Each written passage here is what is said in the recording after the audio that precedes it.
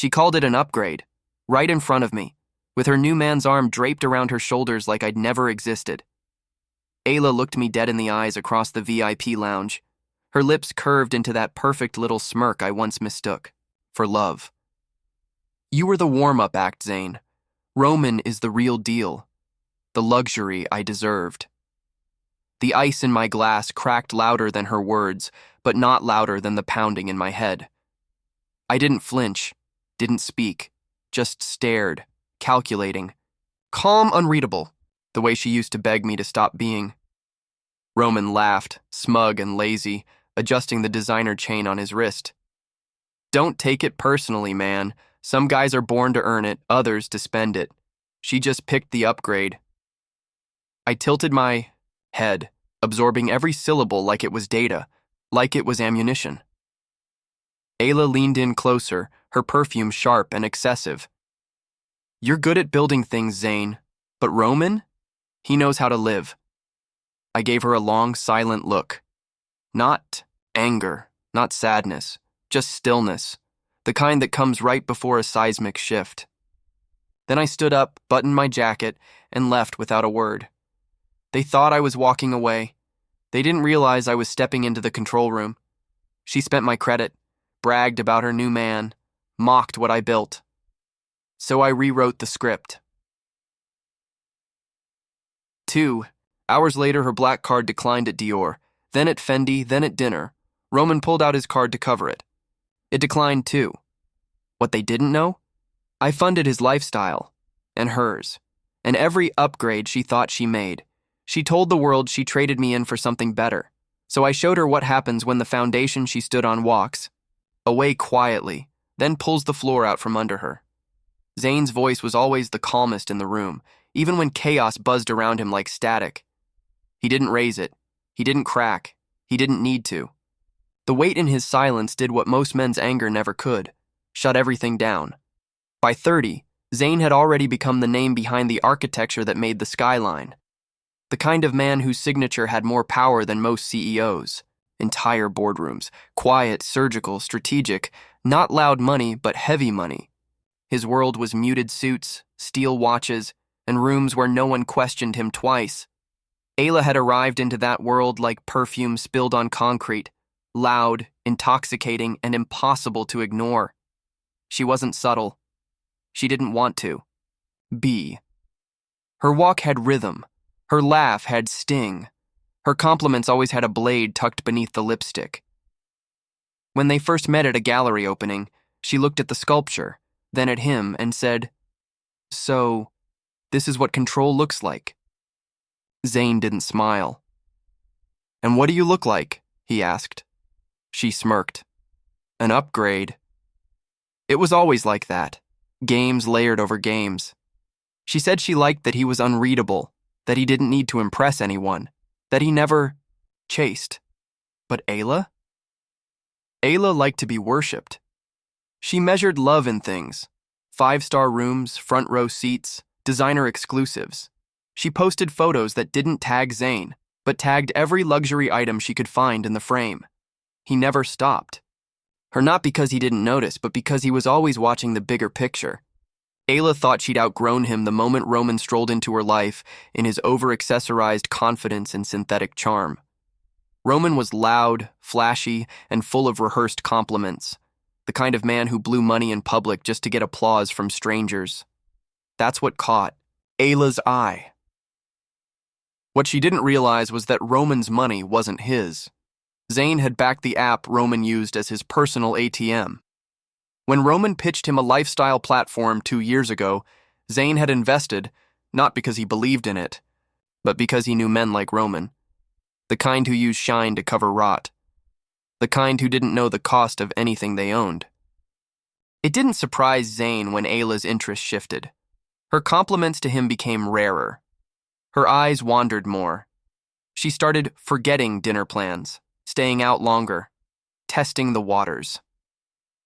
When she finally brought Roman to the lounge, that night, Zane didn't react because he had already watched the entire move play out months before, and he let her believe she'd won because Ayla had never really understood him. She thought quiet meant weak. She thought silence meant indifference. She thought walking away meant surrender. But Zane didn't argue. He audited. He remembered the accounts she used, the cards she loved. He knew the back end of every app Roman relied on. He had his name buried in the payment processors, the trust funds, the shadow loans. They were standing in a castle he built, and they thought they owned it because they changed the curtains. Ayla told her friends she'd outgrown him, told her followers that she had upgraded, that her new man understood luxury, unlike the cold, boring one she left. She didn't realize the only reason Roman could buy her anything was because Zane let him. And when Zane stopped, the dominoes fell fast. The black card declined at Dior. Then the backup one declined at Cipriani. The Uber Black app suddenly requested payment verification.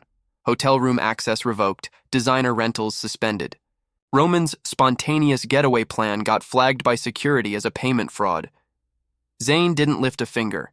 He just watched the unraveling from his penthouse window, phone in one hand, bourbon in the other. His assistant sent him updates, like weather reports. Ayla just called the bank 3 times. Roman just called his friend. No one's answering. They're both yelling at the maitre d' now. Zane replied with a single text. Let them sweat. People always say heartbreak hurts, but Ayla wasn't heartbroken. She was embarrassed. That was worse, because the one thing she hated more than losing was losing publicly, and Zane, he didn't want her back. He wanted her to know exactly what she threw away, and just how far she had to fall. Ayla's meltdown. At the luxury hotel wasn't the scene she planned to be remembered for. Not by the staff. Not by the influencers 2 tables over recording her public embarrassment on silent mode. Not by Roman, who suddenly had the look of a man realizing he'd just lost the sponsor behind his entire lifestyle. The concierge leaned in gently. I'm sorry, ma'am. The card is still declining. Ayla blinked, forcing a tight smile, her voice sharp but wrapped in practiced charm. Try it again. Slowly this time. Roman shifted beside her, clearing his throat, pulling out his wallet. Like it meant something. Here, just run mine. The concierge tried it, another red beep. Roman frowned and hissed, What the hell's going on? I don't know, sir. Perhaps you could contact your financial institution? Ayla's hand squeezed his arm like a vice. You said you had this. I did, he snapped under his breath. I don't know what's happening. This isn't normal. It was normal. It was orchestrated. Zane hadn't even needed to make a call. Just removed his name from the lifeline Roman never realized he was leeching, and the credit Ayla used, all tied to his offshore account that had been silently closed the night before. She stormed out of the lobby, heels clicking violently against the marble. Roman followed, still refreshing his banking apps in disbelief. This is insane. All my accounts are frozen. My cards flagged. I swear everything was fine 2 days ago. 2 days ago, Ayla repeated, voice hollow. 2 days ago was when she'd smirked at Zane across that lounge, called him her warm-up, and wrapped her hand around another man's arm like it was a trophy. Maybe Zane did this, she muttered, her voice cracking for the first time. Roman stared at her. Zane? He owns half the back end of your stupid app, doesn't he? Roman paled. I mean, yeah, but I knew it, she whispered. He's watching us. He's playing God. Roman scoffed. Don't be dramatic. But Ayla wasn't being dramatic. She was panicking, because deep down, even in her most arrogant moments, she always knew Zane wasn't a man you crossed lightly. Not because he'd yell, not because he'd make a scene, but because he wouldn't. He'd vanish, pull strings you didn't even know existed, remove the oxygen before you realized you were choking. And now, she was choking. Her apartment access, code changed. Her cosmetics PR package got rerouted. Her influencer collabs disappeared overnight, emails bouncing back with sudden contract voids. Her number was quietly removed from brand rosters. Even her gym membership flagged her as inactive. One word floated in her mind: control. Zane had always been in control, and she'd spent the last 2 years poking that control with stilettos and smirks, thinking she could push him into reacting. She just didn't expect his silence to be the reaction. That evening, Ayla tried calling him. Not because she wanted him back, she told herself. Just clarity. Just to talk. He didn't answer. She texted. "We need to talk. This isn't funny. Read." No reply. She stared at the screen like it might change. Meanwhile, Zane leaned back, in his office chair, reading the message with a slight twitch at the corner of his mouth. Not a smile, just the ghost of one. The same kind of expression people have when the final puzzle piece clicks into place. His assistant walked in. "She's calling again. Should I block the number?" "No," he said quietly. "Let it ring. Every time it does, she remembers who's really in charge." Ayla, now stranded in a rental apartment she couldn't afford, pacing barefoot across cold tile, kept replaying every moment with Zane in reverse. She remembered how he used to warn her, "Don't mistake quiet for soft. If I ever leave, you won't notice the echo. You'll notice the silence." She remembered laughing then, calling him dramatic. And now? The silence was louder than any insult. Roman started snapping too. "Why were you even with a guy like that? No emotion, no fun. You called him cold." She stared at him blankly. "Yeah. And he still made sure we ate, traveled, lived like gods. What have you done in the last 24 hours besides panic?" Roman looked offended. "I was trying to impress you." She didn't respond. The betrayal wasn't just what Zane had done, it was how thoroughly and surgically he'd proven she never understood him, and that every luxury she thought she had earned had always been on loan. And now? It had all been recalled. Zane sat alone in the corner booth of the rooftop lounge, a place Ayla used to claim as her favorite spot for photos. Her lipstick marks had long since faded from the rim of the wine glass, but her ghost lingered in the places she once loved to be seen. He stared out over the city, storm-gray eyes calm, unreadable, detached. But under that cold stillness was a silence even he couldn't quite tune out. He hadn't expected it to gnaw. Not this way. The silence wasn't satisfying, it was hollow. She was the one who bragged, who threw words like upgrade like knives into his spine. She paraded Roman around like a medal she'd won, and yet now, even with everything in place, the financial chokehold, the collapse of their curated life, the credit shutdown, the public shaming, Zane couldn't shake the low throb of what had once been care, or something like it. Ayla had been many things, dangerous, delusional, entitled, but she had also been intoxicating. When she laughed, it lit rooms. When she smiled, people forgave things they shouldn't, even Zane. Especially Zane. He didn't love her, but at one point, maybe he believed he could. And now, he wasn't sure what was worse, that she betrayed him or that he allowed her close enough to do it. His phone buzzed again. Another message from her. "Zane, I know it's you. Just talk to me. I'm not trying to fight. I need to understand." He didn't open it, didn't delete it either, because a part of him wanted her to spiral. Not because he was cruel, but because she needed to feel what he felt. That quiet humiliation, that unraveling, that realization that loyalty had been traded for applause. He leaned back, watching the night swallow the city, and reached for the steel watch at his wrist. She gifted it to him once. Not because it meant anything, but because she knew it would photograph well in business meetings. Everything Ayla gave was calculated, performed, just like her tears. But that didn't mean they were fake. And maybe, that was the worst part, how easily she blurred the line between truth and manipulation. He couldn't tell anymore what had been real. Was it the night she showed up barefoot outside his apartment in the rain, screaming that he never opened up? Was it the way she clung to him in bed the first time she cried about her father? Was it the way she begged him to say, "I love you," and when he didn't, whispered, "It's okay, I'll wait"? Or was it all part of the script? The barrage of questions sat with him, growing heavier each hour she stayed silent until she didn't. Her voice came through on voicemail around 2:17 a.m., soft, breathy, dangerous. Zane, I don't even know what to say anymore. You win, okay? You always win. But I need to know if it meant anything to you, or if I was just another file to be deleted when you were done. The line cut off, leaving static. And still, he said nothing.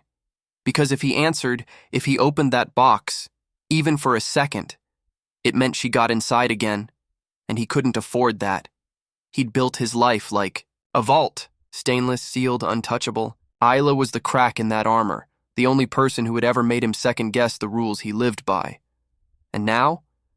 Now he'd reinforced every wall, but emotional restraint didn't mean emotional immunity, because when he slept, he saw her, the early version. Not the one dressed in arrogance and designer labels, but the girl who curled up next to him with her eyeliner smudged and whispered, "You scare me.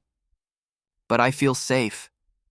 The contradiction burned in his chest.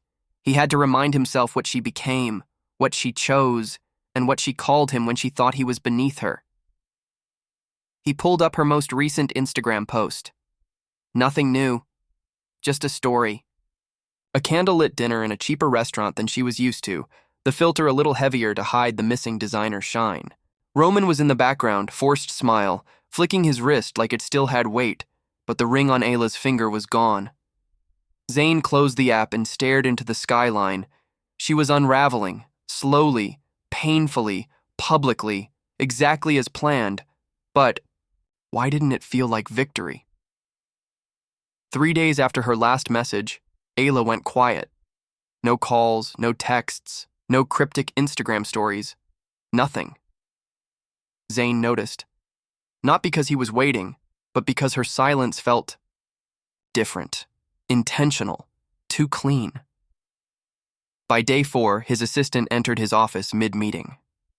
"You'll want to see this." She placed a tabloid on his desk. The headline screamed louder than the photo. Ayla Graves rebounds into billionaire. Arms? Secret romance with Zane's rival Roman confirmed? Zane didn't blink. He read the subheadline. Sources confirm the model-turned-influencer has accepted a partnership ring from Roman Tate.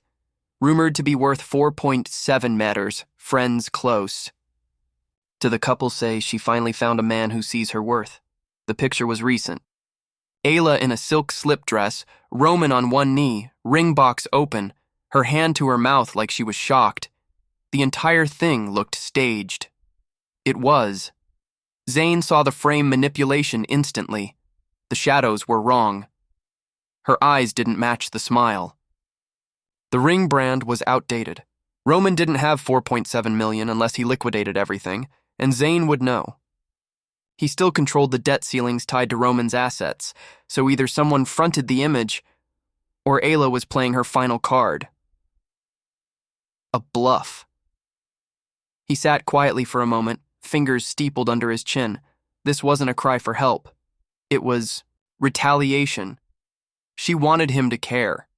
She wanted to see if she could still trigger something. Rage, jealousy, regret, anything. Zane gave none of it. But he did send a message. His legal team launched an audit that afternoon. Not to the press, not to her. Directly to Roman's lifestyle brand. A discreet cease and desist, a reminder of breach clauses, a flagged clause in their silent funding agreement. Roman's cash flow froze overnight. And Ayla? She posted a new video on her page, makeup heavy, voice soft. It's funny how people think they can control your story just because they funded a chapter. Zane watched it on mute. Roman called him 3 hours later. "You need to chill," Roman snapped, trying to sound dominant but stuttering. "She's not your property." "She's not my anything," Zane said calmly. "But you? You're still mine." Roman paused. "What does that mean?" "It means when your penthouse lights go off tonight, thank me for giving you one more day." He hung up. Later that night, the lights at Roman's residence went black. The doorman changed. The access code updated. Furniture vanished. Seized. By debt collectors Zane had released like wolves on command. Ayla's bluff had turned into a very real collapse. But still, she didn't reach out. She didn't beg. She didn't cry. That's what made Zane uneasy. It wasn't like her. She was quiet, which meant she was planning something, and that's when the second twist hit. Zane entered his penthouse late that night and paused at the envelope slid under his door. No name, just one embossed word in gold ink, Scout. He hadn't heard that name in years. He opened the envelope. Inside was a photo of a woman, warm smile, freckles, a simple white dress in soft lighting. Scout, his first almost love. The girl who never asked for anything, who walked away without taking a single piece of him yet left the biggest mark. Attached was a note, handwritten in a familiar slanted script. She's back in the city. Thought you'd like to know. No game, no insult, just information. Zane sat on the edge of the bed staring at the photo. Why would Ayla send this? What was the angle? Unless she knew the only thing that could shake Zane now wasn't her. It was someone real, someone he once let go to protect everything he built. And suddenly the game wasn't about money, control, or status. It was about emotion, and Ayla had just flipped the board. Zane found her exactly where he expected. Scout, tucked away behind a local bookstore cafe window, her back straight, teacupped between her hands, posture soft but unshaken by the years. No filters, no diamonds, no theatrics, just her. Still wearing cardigans in warm tones and flats that looked like they'd never seen a runway, but had walked through more sincerity than any red carpet ever would. He didn't enter at first. He just stood there, watching through the glass, feeling a tightness in his chest he hadn't allowed in years. Something between guilt and longing. Maybe both. Scout looked up. She didn't smile, but she didn't look away either. He took that as his cue. The bell above the door jingled. A soft wind trailed in behind him, and her eyes followed his every step as he approached. He sat across from her without a word. The silence stretched thin, not tense, just heavy with all the things unsaid. Long time, she finally whispered. Zane gave a faint nod. You got the letter? She lifted her brow. You mean the one Ayla sent me last month? He froze. You knew? She sent it before she sent you the photo. Scout's voice was light but edged. I figured it was part of her endgame. I just didn't think you'd take the bait. I didn't. His voice was firm. I didn't come because of her. I came because of you. That made her still. For a second, the teacup in her hand stopped mid-air. She placed it down slowly. You always knew where I was. Why now? Zane leaned back. Because I thought I buried the part of me that remembered you. And did you? No. He looked directly at her. I just replaced it with noise. And now that it's all gone, now that I've burned through what I thought mattered, you're still the only thing that doesn't feel like regret. Scout looked away. Out the window, her expression unreadable. He hated himself for coming unarmed emotionally. He was the man who prepared for everything. But here, he had no script, no leverage, no cards to play, just the truth. I let you go, he said quietly, because I didn't know how to live in a world where love didn't come with terms and exit clauses. Scout's voice was soft. And Ayla? She was what came after. I stopped believing in love and started buying silence. Her eyes flicked to his. You really think she's done with you? She can scream, she can manipulate, but she can't change the ending. He paused. I ended it. Scout didn't respond. Outside, the street traffic blurred. Life went on. People passed. Nobody knew that inside this warm little cafe, a man who once owned a skyline was confronting the only person who ever made him feel small in the right way. I'm not here to fix anything, he said. I just needed to remember what real looked like. Scout took a breath. And now that you have, I'll leave if you ask me to. She studied him, then lowered her gaze. I won't. That small admission shouldn't have done what it did to him. He felt it. Low, sudden, deep. A kind of emotional static he hadn't let surface in years. A memory of something clean, undamaged. Someone who never tried to use him as a ladder or a mirror. But before anything more could be said, the door behind them slammed open. Ayla, wet hair, smeared mascara, heels clicking with vengeance. She looked like every storm he'd ever weathered. Reckless, beautiful, and out of control. You son of a bitch, she spat, eyes wild. You think you can downgrade me, destroy everything I built and then run to her like it's some fairy tale? Scout stood up instinctively, lips parted. Zane didn't move, he didn't flinch. He simply said, You shouldn't be here. Ayla laughed, high-pitched and raw. You think I don't know what you're doing? You think she's some savior? You think you get to rewrite everything now that you've punished me enough? Zane slowly stood, stepping between them. His voice dropped to that deep, terrifying calm. You're not here because you care. Ayla's breath caught. You're here, he said, because for the first time you realized I was never replaceable. She stared at him. You told me you didn't love me. I didn't, he replied. And you hated that more than anything. Tears streamed down her face, but she didn't bother wiping them. You made me feel disposable. Zane's eyes softened, but only for a second. That was never the intent. But you made yourself forgettable the day you started performing instead of being. She stepped closer, her voice cracking. You loved her more than me, didn't you? I didn't love her instead of you, Zane said. I loved her before you ever existed. Ayla looked like she'd been slapped. She staggered back, eyes glassy. Scout didn't move. She stayed quiet, steady. Zane turned his back on Ayla fully for the first time in years. She sent Scout that photo because she wanted me to drown in old memories. She wanted me broken, confused. But all it did was bring me clarity. He looked at Scout. I don't need you to forgive me. I just need you to know that the man who let you go died a long time ago. Scout held his gaze. Then who's standing? Here now? He gave the first honest answer he'd said in years. Someone who stopped running from what matters. Ayla's voice was distant now, weak. You'll regret this. Zane turned slightly. You made sure I already did. And with that, he held Scout's hand for the first time in 7 years.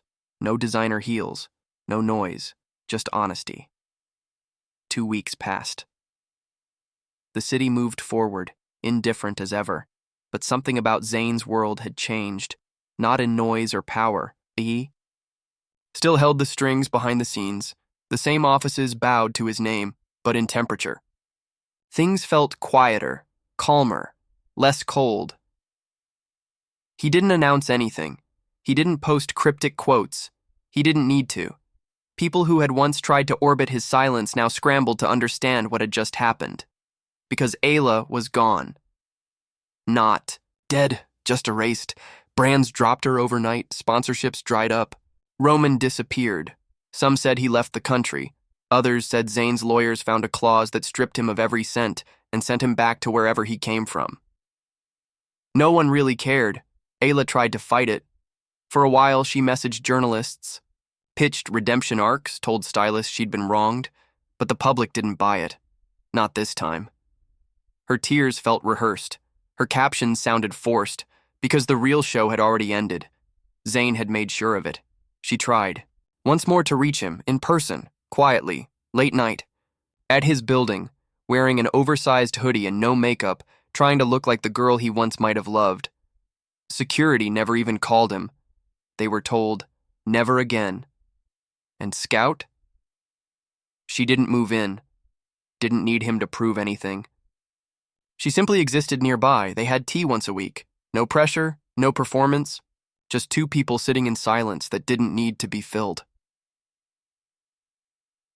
One evening, Zane walked her home, the wind brushing against them in soft gusts. You know, Scout said, I never wanted you to burn her down. I just wanted you to stop letting yourself be used. I didn't do it for revenge, Zane said. I did it to remind myself what I used to protect. She nodded. And did you find it? His voice was quiet. Not all of it. But the noise is finally gone. Scout looked up at him. And the silence? Zane gave the faintest smile. This kind of silence I can live with. He kissed her on the forehead, and that was all she needed. Back in his penthouse, he opened one final envelope.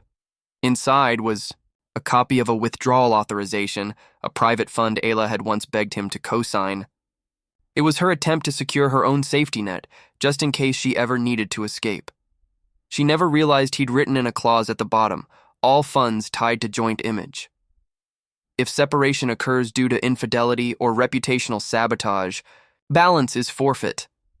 The balance now sat in his charity foundation under a new name, Scout Project, an initiative to fund anonymous recovery housing for women rebuilding after financial manipulation and emotional abuse. The irony was poetic. The woman who manipulated love lost everything to it. The woman who walked away with nothing helped rebuild others who had done the same. Zane stood by the floor-to-ceiling window, watching the city glow beneath him. Not every villain has a tragic backstory. Some were just entitled. Not every quiet man is cold. Some were just waiting for the noise to fade. He closed the file, poured one final drink, and toasted to himself, to silence, to clarity, to the woman who mistook power for love, and the one who knew the difference. Ending. Complete. The story has ended with full revenge, closure, and restoration.